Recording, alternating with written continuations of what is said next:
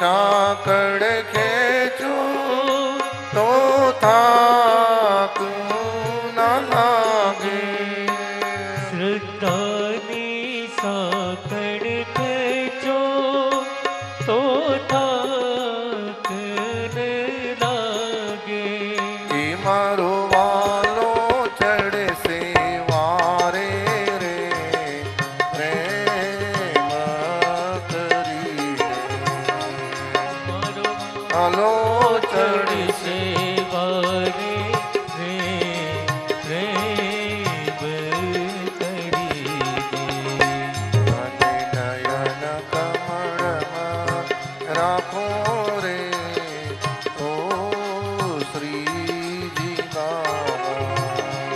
મને નયન કમળમાં રાખો રે ઓ શ્રીજી બાબા. પહેલું સ્કંદ એ ભગવાનનું દક્ષિણ ચરણ કમળ છે. અને ભાગવતજીના પહેલા સ્કંદમાં ભગવાન વ્યાસજીએ મંગલાચરણ કર્યું છે. મંગલાચરણનો અર્થ એ છે જેનું આચરણ મંગલમય હોય એના જ ચરણો જીવનમાં પૂજાય. બોલવાનું કઈ, ચાલવાનું કઈ, કરવાનું કઈ, ગુરુના શરણે જવાય ને ભગવાનના ચરણે જવાય. અને ભગવત અનુગ્રહ થયો અને કહ્યું ને જન્મા જન્માદ્યસ્ય યતોન્મયાદિ તરત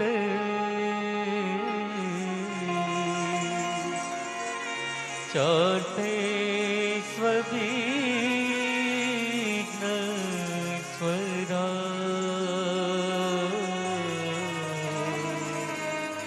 તે બ્રહ્મરુદાય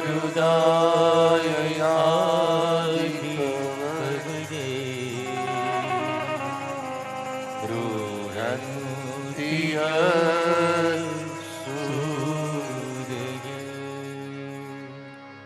ત્રીજો વારી મુદાય વિનમયો યત્ર ત્રિસર્ગો વૃષા દામ્ના સ્વેન સદા નિરસ્ત કુહકં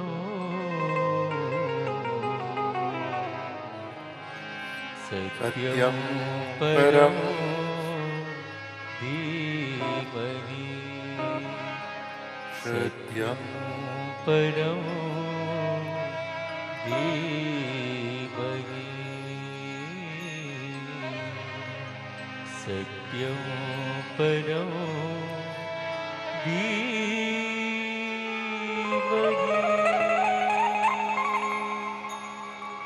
ભગવાન વ્યાસજીએ કહ્યું હું સત્ય સ્વરૂપ પરમાત્માનું ધ્યાન કરું છું. કયું સત્ય?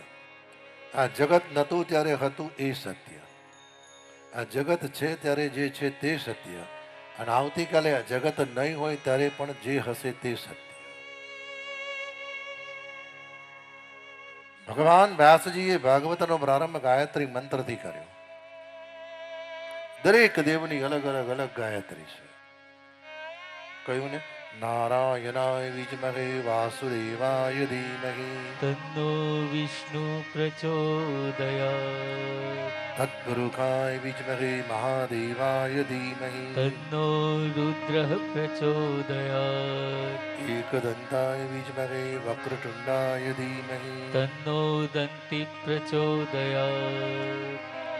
ભગવાન વ્યાસજીએ વંદન કરીને કહ્યું સત્ય સ્વરૂપ પરમાત્માનું ધ્યાન કરું છું. 1,88,000 મહાપુરુષો નૈમિક ક્ષેત્રમાં બેઠા છે.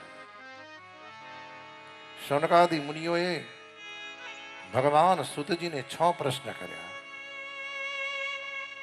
અને પ્રશ્નના જવાબમાંથી જે પ્રગટ થયું એનું નામ ભાગવત.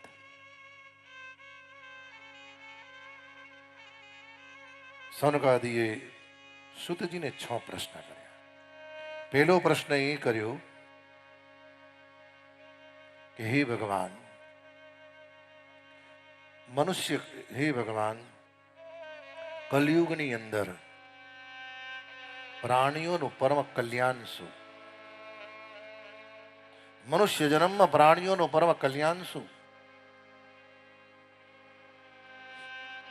સુતજીએ કહ્યું કે હે ઋષિઓ, મનુષ્ય જન્મમાં પ્રાણીઓનું પરમ કલ્યાણ છે આત્મસંતોષ.